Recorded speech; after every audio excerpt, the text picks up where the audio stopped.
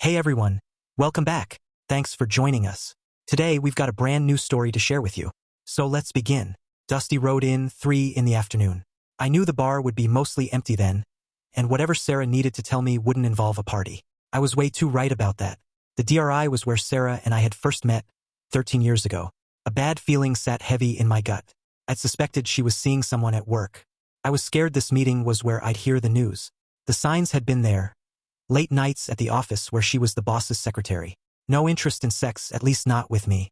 New, showy clothes in her closet that she never wore around me, and a big drop in how much she talked to me. We barely spoke even when we ate, and she was home for fewer and fewer meals. For the last few months, it was mostly just me and the kids eating, with her showing up later with some weak excuse and maybe a dessert from the store for Michael, 9, and Emily, 10. Her ignoring me hurt, but her pushing the kids aside really ticked me off. There were only a few cars in the parking lot when I pulled into the DRI. I'd decided to play it cool if she was going to say what I thought she would. I figured a big confession was coming because I'd half heard a conversation 2 nights before. Yeah. Okay, I agree. Tuesday. Yes, I'll get him there. Well, it was Tuesday, it was 3 o'clock, and she'd gotten me here. I sat in the car for a minute, thinking, what if he's with her? What should I do? The advice my dad gave me years ago popped into my head. It had helped me more than once in my business. Do nothing, son. Unless you know what to do, say nothing. Let the other guy sweat it out. The less you say, the more he'll worry. And if he doesn't worry, then he's weak, and you can plan your move for later. Remember, if you open your mouth, they'll know what you're thinking right away. Even if you don't realize it, just shut up and walk away. Deal with it later when you have all the facts and your plan is ready. I smiled. God, I'd loved that man. I felt like he was watching over me right then. I said a silent thank you for his words. Inside, I saw her sitting at the bar with a guy I didn't know. But that wasn't a huge shock. My company, Tech Solutions Incorporated, which I'd started 10 years ago, took up all my time during the day, and I didn't get many chances to hang out with people from her work. I was an electrical engineer, and my company designed wiring for a bunch of construction companies. I walked over to them. She felt me coming and turned. Hi, Tom, she said. Not hi, honey. No kiss on the cheek. Just hi, Tom. Hi, honey, I said, making a point of it. What's up? The guy turned to face me. Mr. Miller? Or do you prefer Tom? We brought you here today to tell you that your wife and I have been sleeping together for a while now.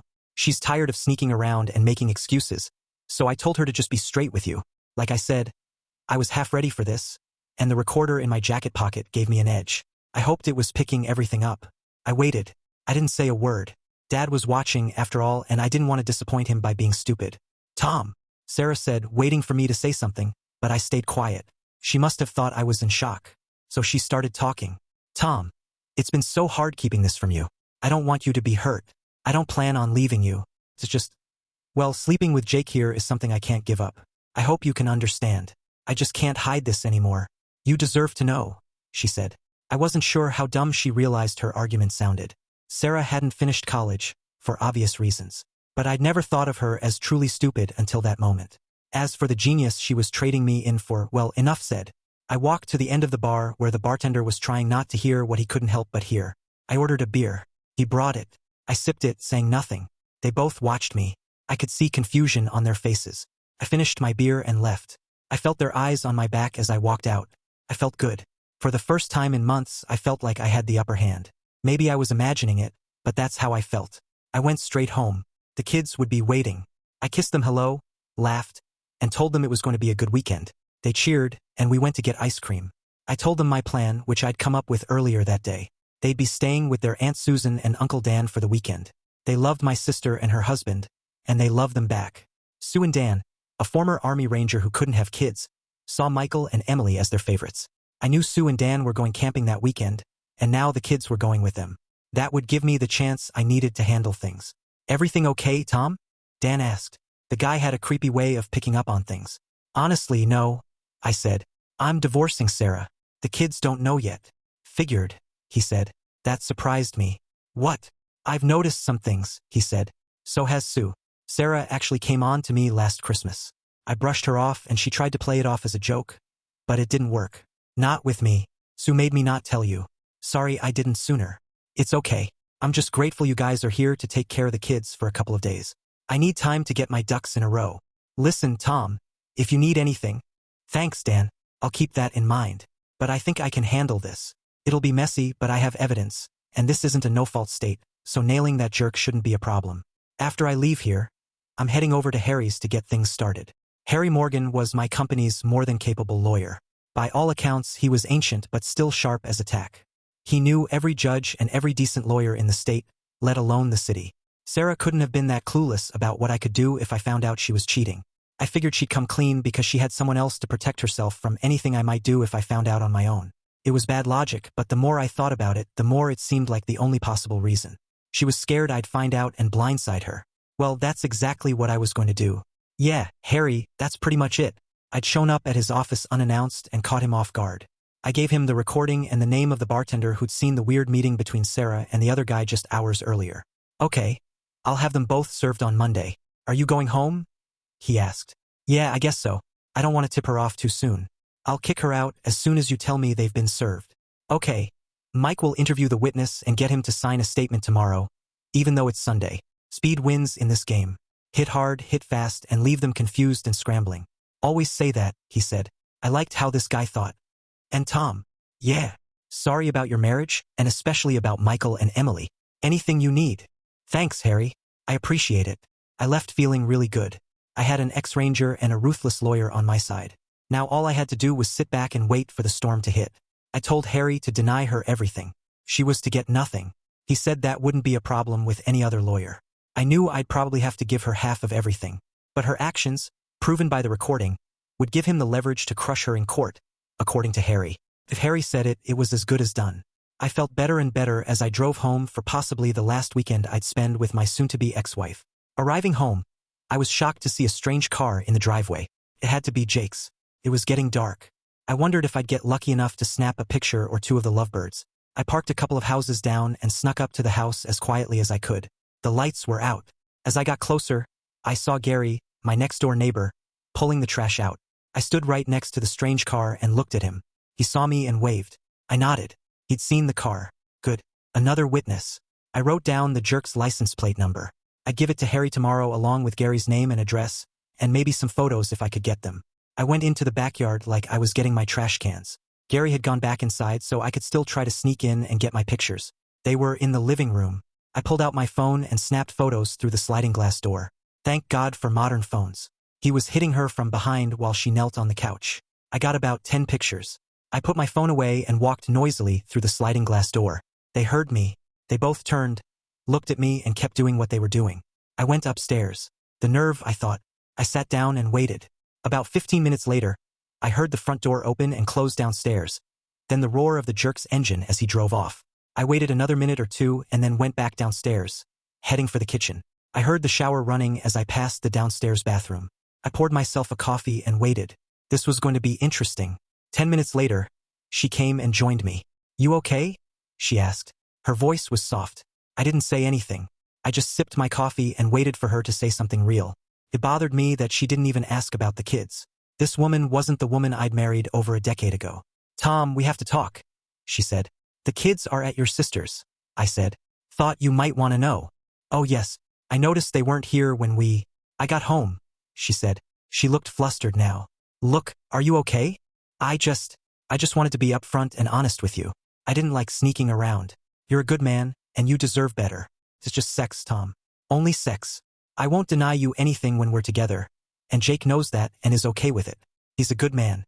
It was his idea not to hide things from you anymore. Couldn't resist. Sorry, Dad. Real nice of him, I said. No need to be sarcastic, Tom. Honesty is always the best policy, you know, she said. She actually said that. Apparently, breaking her wedding vows was the exception. I had to smile. Couldn't help it. Tom, damn it. Say something, she ordered. What do you want me to say? If I told you to call him and tell him it's over, would you? Well, then there's nothing to say. I'm a cuckold and obviously a spineless man, and that's that, I said, laughing inside but keeping my face calm. You're not a cuckold or whatever, or a spineless man, she said. You're my husband and a good dad, and I love you. Save it, Sarah. I'm going out. Don't wait up. I had to get out of there. I couldn't stand being near her. She was dead to me.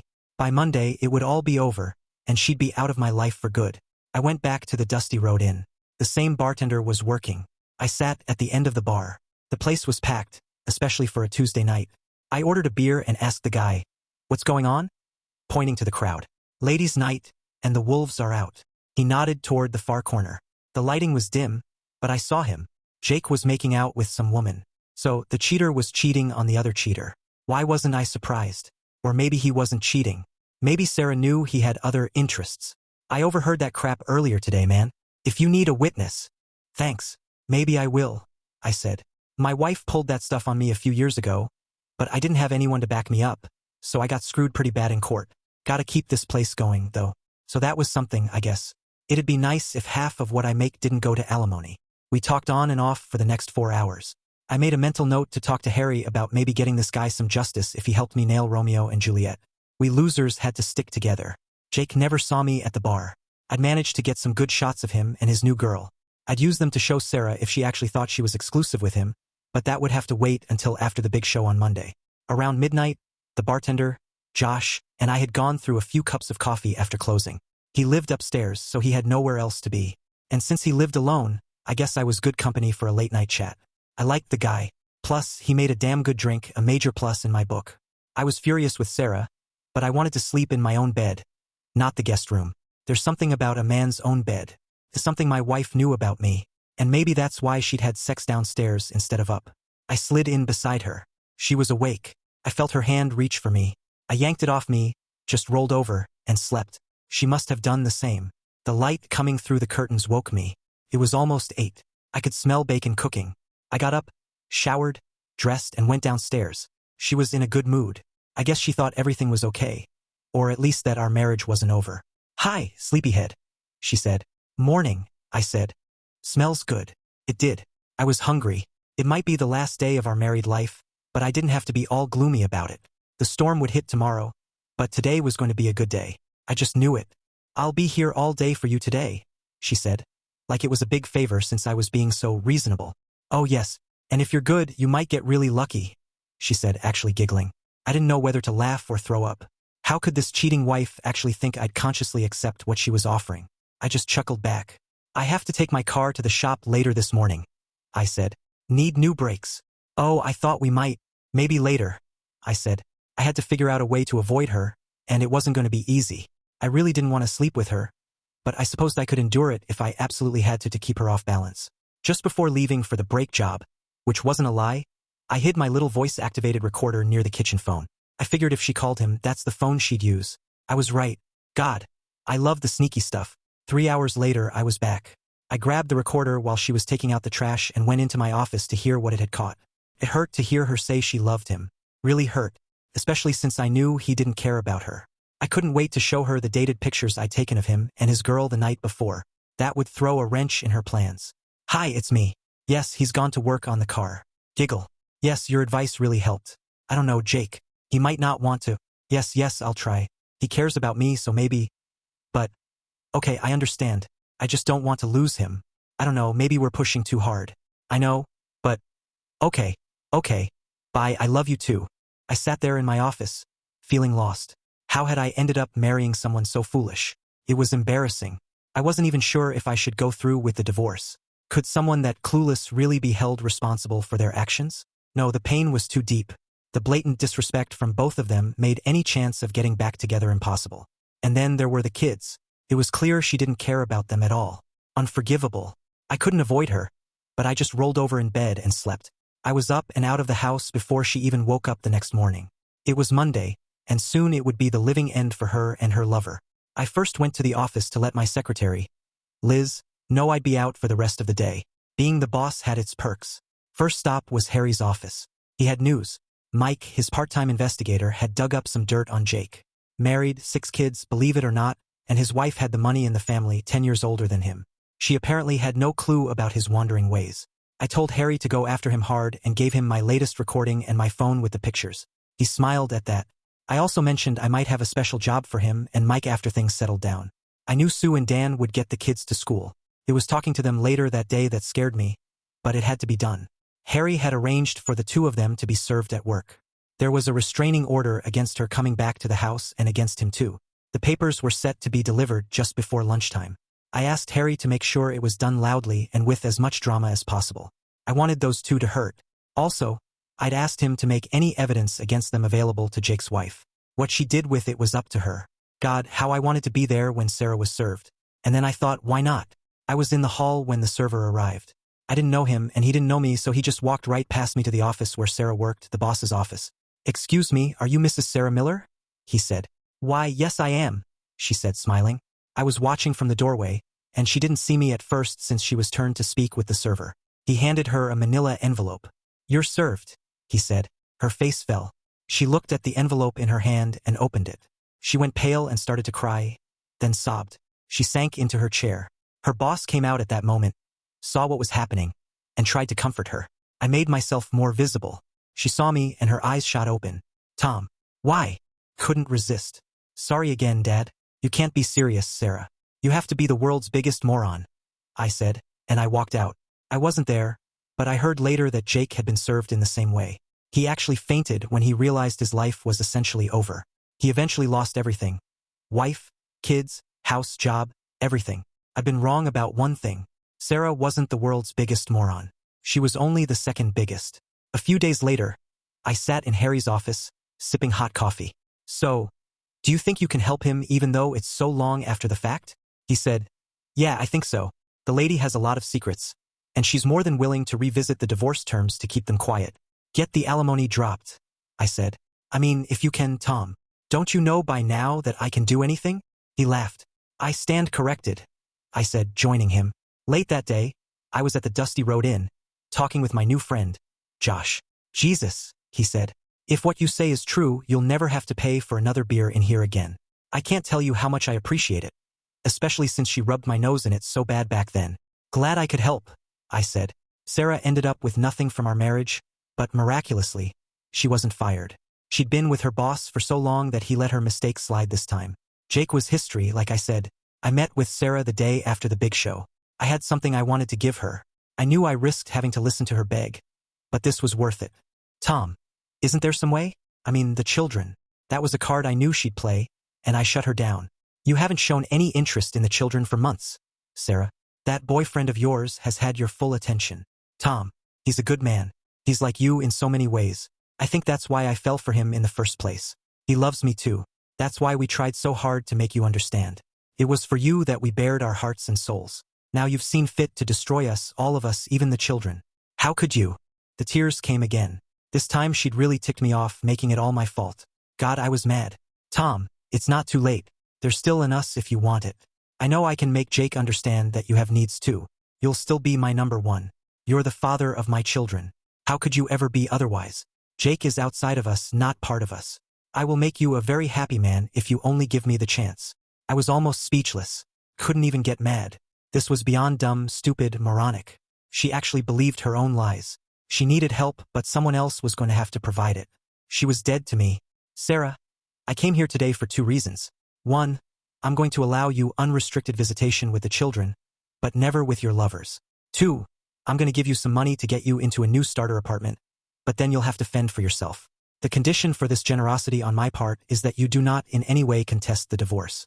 If you do, I will come at you with everything I have. And Sarah, you have no idea what I am capable of. Am I clear so far?" She stared at me. It was clear she'd hoped against hope that I'd take her back and be okay with her continuing things with world-class moron number one. Like I said, she was going to need help. "Number two are these." I pushed a manila folder toward her. "Please check the dates at the bottom of the photographs," I said. They were the photos I'd taken Saturday night of Jake and his new girl. She pulled them out and stared. "But these are from last Saturday night. You are not his true love. You never were. He's a player. Have a nice life," I said. I stood up, threw a 20 on the table for the waitress, and left. She was crying the tears of someone who'd lost everything as I walked out. Thanks for watching. If you enjoyed this video, don't forget to like, comment, and subscribe for more stories like this. See you next time.